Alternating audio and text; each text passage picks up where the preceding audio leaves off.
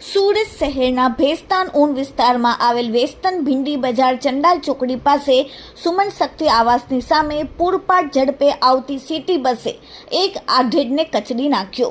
લોહી લુહાણ હાલતમાં આઢેડના પગનો છૂંદો થઈ ગયો અને આઢેડ રસ્તા ઉપર ઢળી પડ્યા।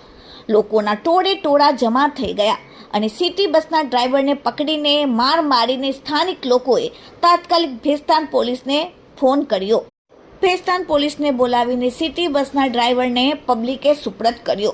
આઢેડ લોહી લુહાણ હાલતમાં હતા। તાત્કાલિક 108 એમ્બ્યુલન્સને બોલાવીને હોસ્પિટલમાં સારવાર માટે આઢેડને મોકલવામાં આવ્યા। હવે જોવાનું રહ્યું કે ભેસ્તાન પોલીસ આ સિટી બસના ડ્રાઈવર ઉપર કયા પ્રકારની કાર્યવાહી કરે છે। શું સિટી બસના ડ્રાઈવર કોઈ નશાની હાલતમાં હતો કે તેને આ રસ્તા ઉપર જતા આઢેડ દેખાયો નહીં અને તેને ઉડાવી નાખ્યો? હવે એ તો આવનારો સમય જ બતાવશે કે આગળ કયા પ્રકારની કાર્યવાહી થાય છે। પરંતુ સિનિયર સિટીઝનને આવી રીતે લોહી લુહાણ હાલતમાં રસ્તામાં પડેલા જોતા લોકો ઉગ્ર થઈ ગયા અને સિટી બસના ડ્રાઈવરને માર મારીને તાત્કાલિક પોલીસને સુપ્રત કર્યો હતો। Bureau report, daily India TV, Surat.